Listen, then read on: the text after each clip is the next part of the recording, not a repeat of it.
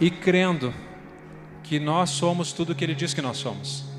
Se as circunstâncias da vida, se pessoas, se qualquer coisa tentar mudar isso, não permita, querido. Assenta essas verdades no teu coração. Aquilo que Deus diz que você é, porque Ele é Deus. Ele é o Senhor de todas as coisas. Ele criou todas as coisas, Ele governa o universo, e o que Ele diz, ninguém contraria. Então apenas deixa que essas verdades repousem sobre o teu coração e firma a tua vida sobre elas. Firma a tua vida sobre o amor de Deus, sobre a graça dEle, sobre aquilo que Ele pode fazer em ti. Porque se nós olharmos para as pessoas, para as circunstâncias, para as coisas, elas vão falhar, mas Ele não.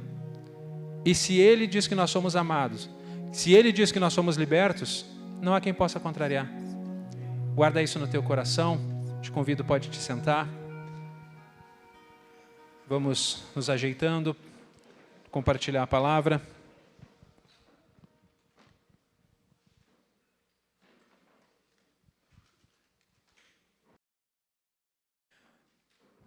Muito bom ver vocês aí, né? A gente quer compartilhar algumas coisas. E nesse mês em especial nós temos falado bastante, temos ouvido bastante, temos visto muitos movimentos e muitas mensagens falando a respeito do Setembro Amarelo. Todo mundo sabe o que é o Setembro Amarelo? O mês mundial de prevenção ao suicídio. Então, muito a gente tem falado e tem visto em vários lugares falar também a respeito dos cuidados com as pessoas, de estar disponível a elas, de ajudá-los a vencer a ansiedade, de nós nos cuidarmos, buscarmos atividades que ajudem a aliviar a pressão sobre nós. E ansiedade, estresse, depressão são males que estão cada vez mais evidentes no nosso tempo. Se nós formos olhar, a gente que é jovem há um pouquinho mais de tempo, a gente não lembra de 15, 20 anos atrás ouvir falar de tantos casos de depressão, de tantos casos de ansiedade, de tantos casos de estresse. E parece que à medida que o tempo vai avançando e as coisas vão ficando mais rápidas, parece que essas coisas nos afligem mais também. E eu acho isso fantástico, nós falarmos sobre essas coisas, porque muitas vezes as coisas acontecem, nós não falamos e elas continuam acontecendo. Então, à medida que nós expomos elas, à medida que nós debatemos a respeito, nós trazemos elas à tona, nós também detectamos as suas causas e encontramos maneiras de vencê-las. E por isso eu acho muito importante nós, como igreja, também falarmos desses assuntos. Nós, como igreja, também discutirmos essas coisas. Porque nós somos pessoas, nós somos seres humanos, nós somos atingidos pelas mesmas coisas que as pessoas lá fora são também. Então, eu escolhi para falar nessa noite sobre o amor próprio, até pedi para o pessoal fez uma arte ali, como você pode ver, diz ali, ame a ti mesmo como ao teu próximo. Isso não te lembra algo? Isso não te lembra quando Jesus diz, um novo mandamento dou a vocês, isso não lembra alguns mandamentos que são citados? E daí a gente olha, mas espera aí, parece que está invertida a coisa. Isso é proposital. Por quê? Jesus nos manda amar o nosso próximo como a nós mesmos. E isso é ótimo. Isso é um mandamento dele, amar o nosso próximo como a nós mesmos. Mas a pergunta que eu quero fazer para nós essa noite é como tem sido o teu amor por ti mesmo? Porque, afinal, ele não diz apenas ame o teu próximo, ele diz ame o teu próximo como a ti mesmo. E aí eu pergunto para ti, como tem sido o teu amor por ti mesmo? Vou te dar 30 segundos para pensar.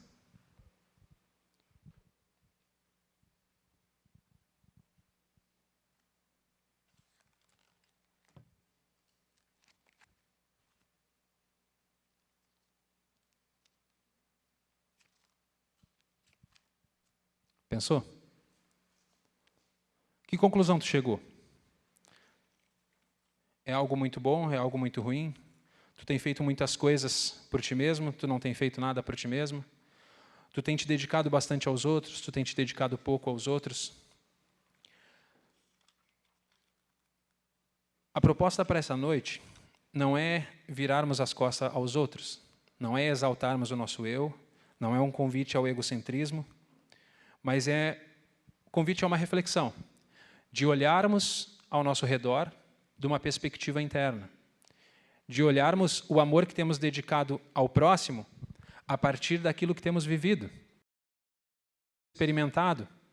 Porque se eu apenas dedicar algo para fora e não usufruir disso para dentro, quanto de verdade tem no que eu estou mandando para fora?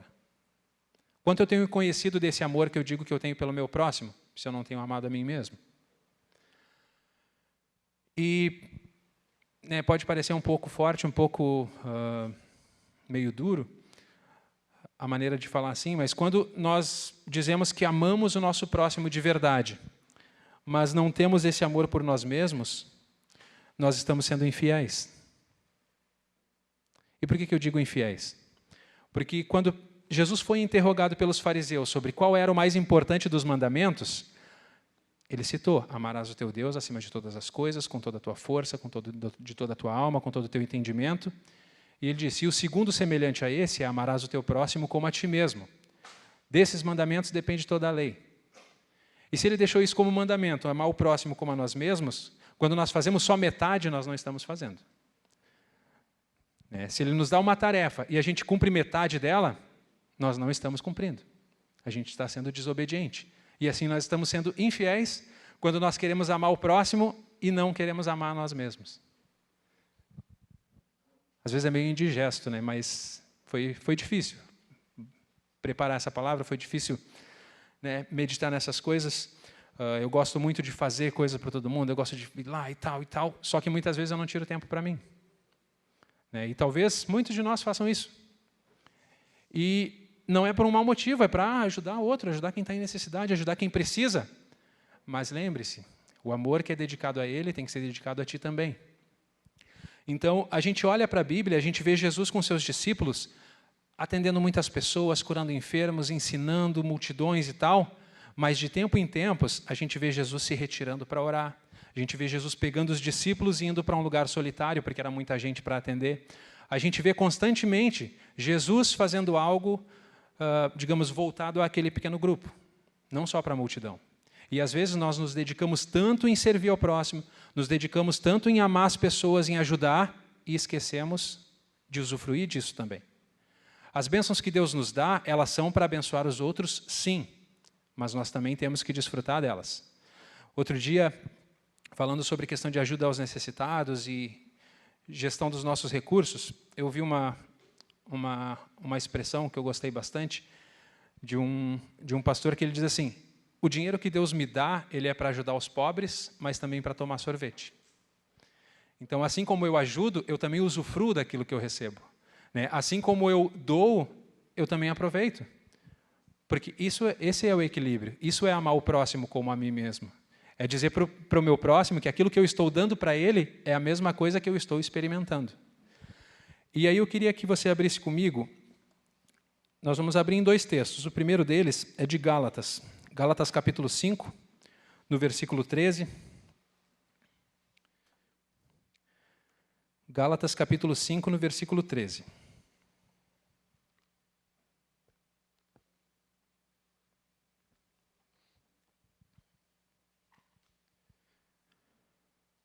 Olha aí do lado, se alguém não conseguiu achar, você pode ajudar. Se você não conseguiu achar, pede ajuda. Mas eu gostaria que todos abrissem para que a gente pudesse ler juntos.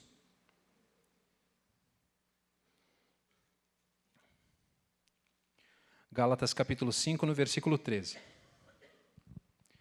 Ali, o apóstolo Paulo, falando às Gálatas, diz assim: irmãos, fostes chamados para a liberdade, mas não useis da liberdade como pretexto para a carne. Antes, sejam servos uns dos outros pelo amor, pois toda a lei se resume numa só ordenança: amarás ao próximo como a ti mesmo. E, como eu já falei antes, o ponto da mensagem que eu quero trazer para hoje é justamente esse finalzinho do que a gente leu: amarás ao próximo como a ti mesmo. E muitas vezes a gente recebe isso, a gente toma isso para a nossa vida, mas nós fazemos aquela, talvez até nem propositalmente, mas aquela leitura rápida. Sabe quando tu combina alguma coisa com alguém via WhatsApp ou via mensagem? Aí tu manda a mensagem e a pessoa lê meio rápido e não pega toda a informação e já sai fazendo? Assim, às vezes a gente recebe as coisas. Tipo, a gente lê ali, amarás o teu próximo e já sai amando. Só que, tem mais instrução, amarás ao próximo como? Como é que é para amar o próximo? Né? Jesus deu um padrão. Né? Ele deu uma maneira de fazer as coisas. Então, às vezes, nós queremos muito fazer as coisas, mas não prestamos atenção em como fazê-las. Eu sou estudante de design e, numa das aulas lá, a gente estava vendo sobre alguns métodos de controle de qualidade e de gestão de projeto, enfim, várias coisas. E tinha uma frase de um dos caras que produziu bastante coisa nessa área, que dizia, não adianta se empenhar e dar o melhor se você não souber o que fazer. Então, não adianta, muitas vezes, eu dedicar tanto esforço, eu dedicar tanta energia, eu me doar para aquilo, mas da forma errada. Ou não sabendo o que fazer, ou não sabendo como fazer. Então, eu estou direcionando toda a minha energia, toda a minha vida a amar o próximo. Sim, Jesus mandou eu amar o próximo, mas eu não estou amando como a mim mesmo. Às vezes, eu estou me deixando de lado. E aí, eu estou ignorando aquilo que Jesus fez por mim na cruz. Porque o sacrifício não foi só pelo outro, que ainda não foi alcançado, ele foi por mim também. Eu preciso viver essas coisas. E às vezes nós temos tanto amor para os que estão de fora e esquecemos de nós mesmos. Às vezes nós nos dedicamos tanto a alcançar outras pessoas e não cuidamos da nossa saúde emocional, espiritual e até mesmo física. Às vezes nós gastamos tanto tempo fazendo outras coisas e envolvidos em atividades e esquecemos da nossa saúde. Aí a gente adoece, passa aquele tempo, né, meditando sobre a vida, porque aí tu não consegue fazer nada. Né? Eu falo com riso porque isso já aconteceu comigo. Isso acho que foi ano de 2009, 2010. Enfim, eu tinha atividade 7 dias por semana, né? Trabalhava, estudava, fazia karatê, vinha na igreja, ia para a célula, ia para tudo que é coisa que, se tu quisesse fugir de mim, era só ir para a minha casa. Eu nunca aparecia lá. Estava sempre envolvido com alguma coisa na rua. Aí foi que fiquei doente. E foi algo respiratório, então eu não conseguia respirar direito, então não conseguia exercer nenhuma atividade, até ficar de pé ficava difícil. E foi, sabe, às vezes quando tu fica doente, tu pensa, vou aproveitar esse tempo que eu vou estar parado para botar a leitura em dia, para estudar outra coisa. Então, eu fiquei doente, mas não deu para fazer isso, porque eu não conseguia me concentrar, eu tinha tontura constante, eu não conseguia ficar de pé, não conseguia fazer as coisas em casa, não conseguia trabalhar, não conseguia fazer nada. E aí ficava aquela coisa assim, Deus, por quê? Tem tanta coisa para fazer lá na igreja, tem as aulas que eu estou perdendo, tem o karatê, tem lá o meu trabalho, tem um monte de outras atividades. E aí, um dia desses, daí eu vim no culto e uma das irmãs, a dona Carmen, mãe da Miriam, que está lá no fundo, oi Miriam, chegou para mim, perguntou como é que eu estava, eu disse, está muito ruim, dona Carmen, não consigo ler, não consigo ficar de pé, não consigo fazer minhas coisas, já perguntei para Deus por que eu fiquei doente assim, não sei o quê. Ela devia perguntar mesmo. Será que tu não está fazendo coisa demais e está dando pouco tempo para Ele? Porque às vezes a gente se envolve tanto em atividades, tanto em afazeres, e a gente não para ouvir Deus. E aí Deus quer falar contigo, e o único jeito de falar contigo, digamos, de te botar sentado na cadeira é te derrubando. É te botando de cama para que tu pare. Então a gente não precisa chegar nesse ponto. A gente pode tirar alguns momentos assim. E eu repito, isso não é um convite ao egocentrismo, isso não é um convite a virar as costas para os outros, o que importa é você e o mundo, o mundo que se exploda, não. É um convite a nós repensarmos quem nós somos diante de Jesus, quem nós somos com Deus, como tem sido o nosso relacionamento com Ele, porque o nosso relacionamento com as pessoas ele vai depender do nosso relacionamento com Deus. O amor que nós queremos dedicar às pessoas, ele tem que vir de Deus, ele tem que ser desfrutado por nós e ele tem que ser compartilhado. Porque quando nós, no nosso linguajar, o nosso crentez, nós usamos muito a palavra compartilhar e muitas vezes não pensamos no sentido dela. Que o compartilhar não é simplesmente entregar, mas é utilizar e partilhar também. É partilhar em conjunto. Eu dou daquilo que eu experimento também. E, para ilustrar, eu gostaria de pegar um personagem bíblico que eu gosto bastante, que é o profeta Elias. E aí eu convido vocês a ir lá para o Velho Testamento, em 1 Reis, no capítulo 19. 1 Reis, no capítulo 19.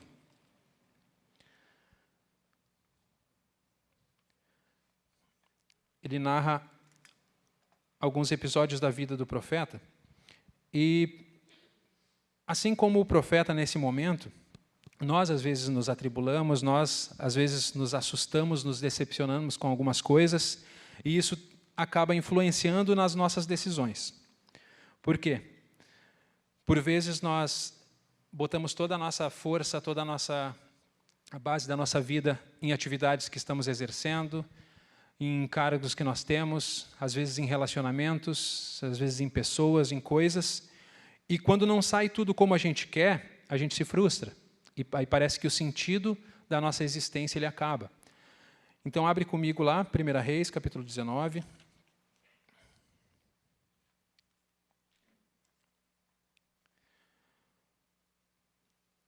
Nós vamos ler do versículo 1 ao 4. Ele diz assim: Acabe contou a Jezabel tudo quanto Elias havia feito e como matara pela espada todos os profetas de Baal, no caso aqui. Então Jezabel mandou um mensageiro dizer a Elias: que os deuses me castiguem até amanhã, se até amanhã a estas horas eu não houver feito com a vida de Elias como foi feito a deles. Quando Elias ouviu isso, fugiu para salvar a própria vida. Chegando a Berseba, que pertence a Judá, deixou ali o seu servo. Mas ele entrou pelo deserto, caminho de um dia. Sentou debaixo de um arbusto e pediu para si a morte, dizendo: Já basta, ó Senhor, toma agora a minha vida, pois não sou melhor que os meus pais. Nesse ponto aqui, acontece logo após Elias desafiar 400 profetas de Baal, 450 profetas do outro Deus lá, e Deus fez chover fogo do céu, e todos os outros foram exterminados. Elias já tinha orado para que não chovesse por um período e não choveu, depois orou para chover e choveu. Então ele já tinha vivido vários milagres, já tinha feito várias coisas extraordinárias, e agora essa do desafio dos profetas, parecia que era a coisa derradeira, assim, agora só falta eu fazer isso aqui para que todas as coisas em Israel se resolvam. Mas o que aconteceu? Não aconteceu como esperado. Ele tinha uma expectativa e parece que essa expectativa foi frustrada, porque ao invés de o rei Acabe e a sua esposa Jezabel, que eram os principais inimigos ali, se renderem e aceitarem que Deus era o Deus verdadeiro e se converterem, não, eles queriam matar Elias. Então Elias se desesperou e aconteceu aquilo que nós lemos até o versículo 4. Então, sem dúvida, Elias era um homem de Deus. Sem dúvida, Elias era alguém que se relacionava com Deus. Mas esses acontecimentos desanimaram ele de tal forma que ele chega a pedir para si a morte. Ele desiste. Ele largou mão de tudo. Parece que passou a pensar que tudo que eu fiz até aqui não valeu de nada. E quantas vezes nós empregamos força em algum projeto, em alguma coisa, e o resultado sai diferente do que a gente esperava. Ou o resultado não vem tão rápido quanto a gente esperava. E aí a gente se frustra, e aí a gente desiste. Ou a gente põe toda a nossa energia num relacionamento, ou em se aproximar de alguma pessoa, e aí a pessoa responde diferente do que nós esperávamos. O relacionamento acaba. Alguma coisa acontece fora do que foi planejado, e nós nos frustramos. E nós temos como se o nosso mundo estivesse acabando. Ou então uma carreira, ou trabalho, ou algum bem, alguma coisa, uma viagem que tu queria fazer. Enfim, são várias as coisas que às vezes nós tomamos como prioridades na vida e transformamos elas na nossa base. E quando elas falham, a gente vem por terra. Mas, depois do pedido de Elias, que a gente viu no finalzinho do verso 4, que ele diz, já basta, toma a minha vida porque eu não sou melhor que os meus pais, então Deus vem até Elias. Mas Deus não atende a oração dele. Vamos ler ali versículo 5 até o 7. Diz assim: E deitado debaixo do arbusto, adormeceu. Então um anjo tocou-lhe e disse: Levanta-te e come. Ele olhou a sua cabeceira e havia um pão assado nas brasas e uma vasilha de água. Tendo comido e bebido, voltou a se deitar. O anjo do Senhor veio pela segunda vez. Tocou-lhe e disse: Levanta-te e come, porque a viagem será muito longa. Que bom que Deus não respondeu a oração dele. E às vezes a melhor coisa que Deus vai poder fazer por nós é nos dizer não. Elias aqui tinha desistido. Elias aqui tinha dito: basta, tira a minha vida, acabou por aqui, estou fora, fui. Mas Deus chegou até ele. Ali diz que o anjo do Senhor tocou no ombro dele E a gente pode ter, né, aqueles lapsos de imaginação, assim, de, uau, imagina qual a expectativa de Elias quando ele acordou e viu um anjo perto dele. Pensou, puxa vida, Deus atendeu. É agora que eu vou para a banha. Né? Mas, graças a Deus, não é isso que acontece. Né? Deus teve misericórdia dele. Ao invés de, né, vir dar cabo da vida dele e colocar um fim, não, Deus vem e alimenta ele, anima ele e desperta algo para ele. Porque ele diz, não só come e bebe, mas a caminhada vai ser longa. Então, tu tem muita coisa pela frente, tu tem muita coisa para viver. E, às vezes, nós estamos tão abatidos e, né, não queremos continuar, mas, por vezes, Deus vem ao nosso encontro, Deus vem ao nosso coração, Deus envia alguma pessoa para nos dizer que a caminhada ainda vai ser longa, ainda tem muita coisa para conquistar, tem muita coisa para fazer. E se a gente avançar mais adiante no texto, a partir do versículo 8, ele se levantou, comeu e bebeu, e com a força desse alimento caminhou 40 dias e 40 noites até Horebe, o monte de Deus. Ali entrou numa caverna, onde passou a noite. Então veio-lhe a palavra do Senhor, dizendo, Elias, o que fazes aqui? Ele respondeu, tenho sido muito zeloso pelo Senhor, Deus dos exércitos, porque os israelitas abandonaram a tua aliança, derrubaram os teus altares e mataram os teus profetas pela espada. E fiquei eu, somente eu, e procuram tirar a minha vida. Deus lhe disse, vem para fora, sobe o monte diante do Senhor. Então o Senhor passou, e um grande e forte vento separava os montes e despedaçava os penhascos. Diante do Senhor, mas o Senhor não estava no vento. Depois do vento veio um terremoto, mas o Senhor não estava no terremoto. Depois do terremoto veio fogo, mas o Senhor não estava no fogo. E depois do fogo veio uma voz mansa e suave. Ao ouvi-la, Elias cobriu o rosto com a capa e, saindo, ficou à entrada da caverna. E veio uma voz que dizia, Elias, o que fazes aqui? E ele respondeu, tenho sido zeloso pelo Senhor, Deus dos exércitos, porque os israelitas abandonaram a tua aliança, derrubaram os teus altares e mataram os teus profetas pela espada. E fiquei eu, somente eu, e procuram tirar a minha vida. Então o Senhor disse, vai, volta por onde vieste para o deserto de Damasco. Quando chegares lá, ungirás Azael, rei sobre a Síria, Jeú, filho de Ninsi, ungirás rei sobre Israel, e Eliseu, filho de Safate, de Abel-Meloá, ungirás para ser profeta em teu lugar. O que escapar da espada de Azael, Jeú o matará, e o que escapar da espada de Jeú, Eliseu o matará. Mas deixei ainda 7.000 homens em Israel, todos os joelhos que não se dobraram a Baal, e toda a boca que não o beijou. Até aí. Então Deus leva Elias para um lugar seguro, Deus fala para ele de coisas que ainda precisam ser feitas, de que, assim como ele pensava, a missão dele não fracassou, porque ainda tem tem 2 reis para serem ungidos, tem um profeta que vai ser ungido no lugar dele, tem 7.000 pessoas que foram conservadas em vida e que não se renderam a Baal. Então tem muita coisa acontecendo. Aquilo que aconteceu com Elias, aquele desafio, não era o final, era apenas o começo. E muitas vezes nós achamos que aquela atitude é o que ia mudar tudo, é o que ia ser o final, ia ser o grande finale da nossa vida, mas não, aquilo é apenas parte do processo. Então Deus mostra para Elias que ele não estava sozinho também, porque em determinado momento ele chega a dizer, né, mataram todos os teus profetas e só sobrou eu. Então, só sobrei eu, então eu não tenho mais função nesse mundo, eu não tenho mais o que fazer aqui.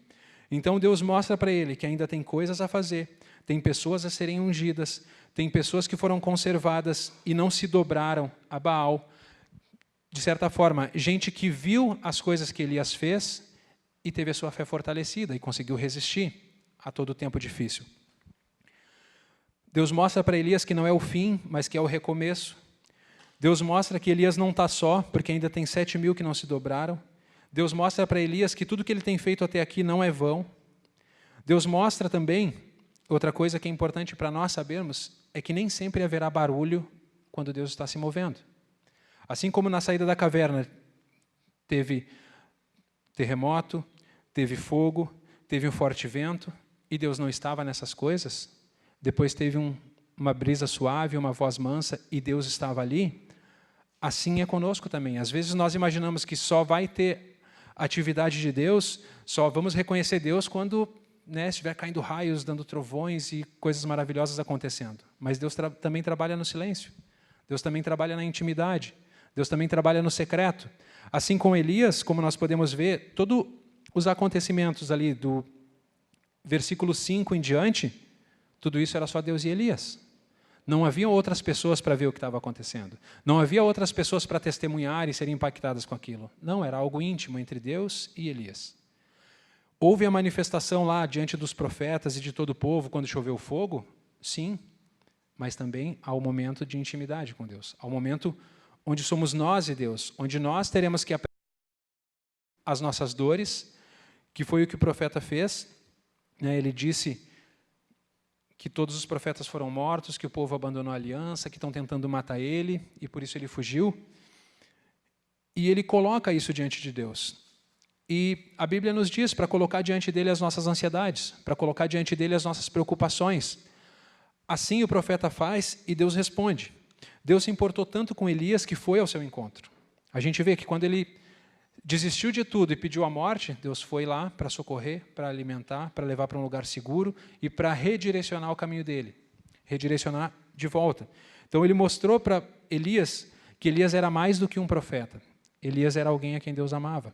E às vezes, eu repito, nós nos prendemos àquilo que nós fazemos, nós nos prendemos àquilo que nós desempenhamos, nós tomamos como identidade as nossas atividades. Nós tomamos como identidade os nossos relacionamentos. Nós colocamos a nossa identidade sobre outras pessoas, sobre outras coisas. E esquecemos da nossa identidade diante de Deus.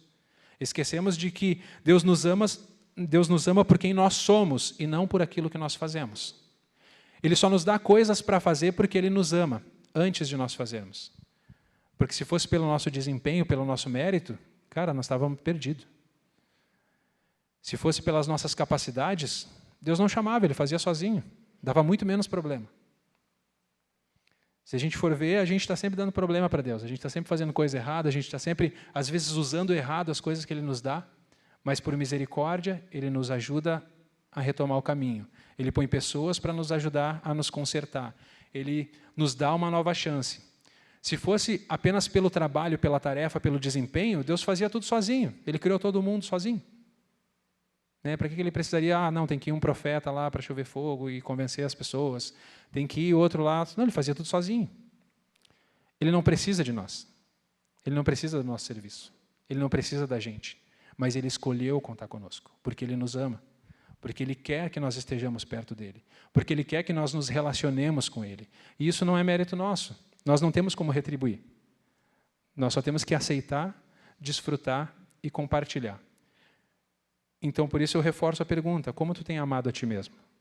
Como tu tem deixado que esse amor de Deus seja ministrado sobre a tua vida? Como tu tem deixado que Deus seja a tua base, o teu relacionamento com Ele seja a base da tua vida?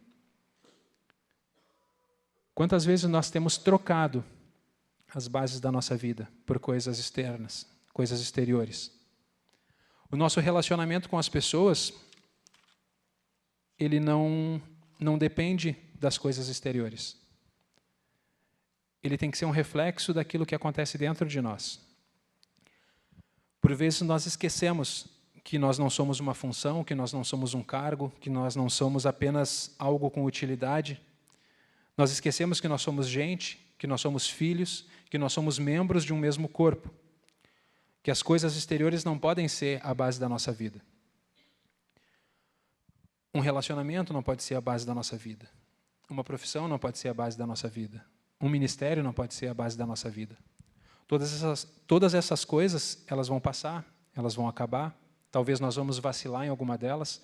Talvez nós vamos colocar uma delas a perder. E aí?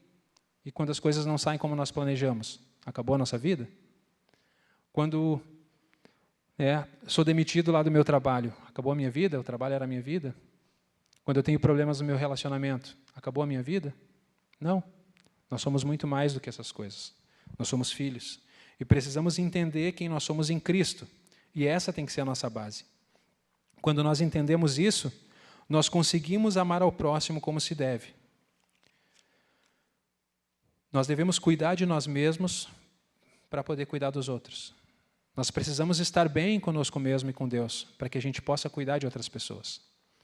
Outro dia também eu ouvi outra uma mensagem sobre discipulado e sobre outras coisas, e uma frase me chamou a atenção, que era que nós ensinamos o que sabemos, mas a gente reproduz aquilo que a gente é. Então, às vezes, nós queremos tanto ver as pessoas decolarem na vida, ver as pessoas desfrutando do melhor da sua vida, né? Ver as pessoas tendo um bom relacionamento com Deus, vendo as pessoas tendo uma vida cheia de alegria, uma vida, né, cheia de coisas boas, e nós nos esforçamos para ajudá-las nisso, mas nós não fazemos isso por nós mesmos. E aí o que acontece muitas vezes, nós nos frustramos quando o nosso discípulo, o nosso amigo, a pessoa em quem nós investimos, não tem o desempenho esperado. Talvez ali tenha sido reproduzido aquilo que nós temos sido. Então nós podemos dar bons conselhos, mas nós precisamos também dar bons exemplos. Nós precisamos nos tornar o padrão. Nós precisamos buscar viver as coisas de Deus para que quando nós falarmos delas para alguém, nós estejamos compartilhando algo que é real na nossa vida. Não apenas uma teoria, não apenas uma história que nós lemos, não apenas algo que alguém nos contou. Em determinado momento, Elias desistiu. Em alguns momentos da vida, nós desistimos. Em alguns momentos da vida, nós não encontramos aquela motivação para sair da cama. Nós vamos ter dias coloridos, dias alegres, mas nós teremos também dias cinzas.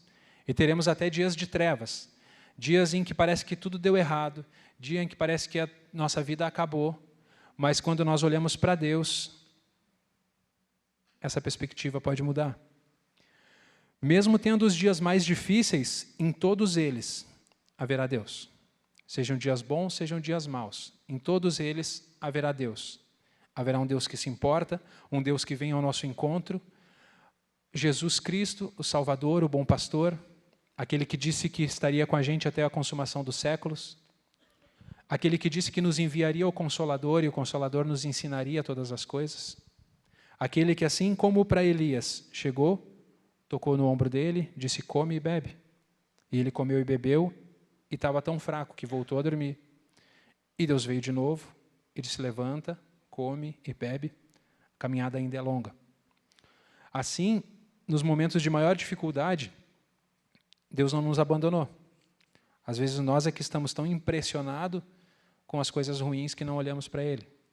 Às vezes Ele está ali, levanta, come, bebe, e nós não estamos atentando para isso. Então ama a ti mesmo, pede ajuda. Se tu estiver passando por momentos difíceis assim, pede ajuda, clama a Deus, não se isole. Olhando aqui para os acontecimentos na vida do profeta, uma das coisas que me chama a atenção é que todos os profetas sempre tinham algum discípulo, alguém que estava sempre junto com eles. E reparando no versículo 3, a gente vai ver que antes de Elias ir para o deserto e pedir a morte, ele vai a uma cidade, ali Berseba, deixa o seu moço, deixa o seu discípulo ali e segue sozinho. Então, muitas vezes, frustrados e carregados de dor, nós nos isolamos das pessoas. Nós vamos para um lugar solitário e não compartilhamos aquilo que nós temos passado. Deus nos criou para vivermos em comunhão, para vivermos em relacionamento, para ser, como Jesus disse, nós somos membros do mesmo corpo. E nós não podemos viver isolados. Quando nós estamos com dor e não queremos compartilhar com as outras pessoas, nós estamos sendo egoístas. Às vezes, até parece uma atitude nobre, não quero carregar o outro com meus problemas, eu não quero fazer com que o outro saiba desse fardo pesado. Mas quando nós compartilhamos as nossas dificuldades, isso também é um ato de amor. É um ato de amor que compartilha não só as coisas boas, mas também as coisas ruins. É um ato de amor que se abre, se entrega e se expõe. E se permite ser amado também. Então, queridos, a mensagem que eu queria deixar para nós essa noite é essa. Que nós amemos a nós mesmos, nos confessando uns aos outros, compartilhando o nosso fardo uns com os outros, nos deixando ser ajudados, procurando ajuda em Deus e nas pessoas que Ele põe na nossa vida. Porque ainda que Ele não venha como como foi aqui com Elias, com um anjo que vai chegar lá na tua porta e vai, né, te chamar e vai te trazer um alimento e vai recobrar o teu ânimo. Ele põe pessoas na tua vida, põe pessoas do teu lado, para te trazer uma palavra de conforto, para estender a mão, para inúmeras vezes ficar perguntando, e aí, está tudo bem contigo? E aí tu diz, não, está tudo bem. E a pessoa, está tudo bem mesmo. Por muitas vezes nós não queremos compartilhar as nossas dificuldades com os outros, achando que estaremos prejudicando elas, quando na verdade é o contrário. Quando nós expomos a nossa fraqueza ao outro, nós estamos mostrando que nós somos igual a ele. Nós estamos mostrando que nós também somos fracos e que nós precisamos de ajuda. E isso reforça os nossos laços. Isso nos faz mais próximos, isso nos faz um corpo mais sólido. Então não guarda os teus fardos só para ti. Não guarda as tuas cargas unicamente para ti. Mas deixa que Deus use alguém para te ajudar. Deus use alguém para te socorrer.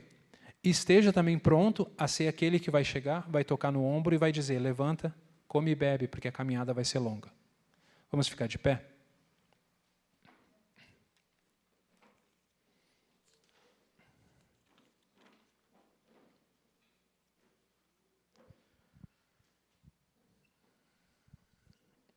E eu quero te convidar nesse momento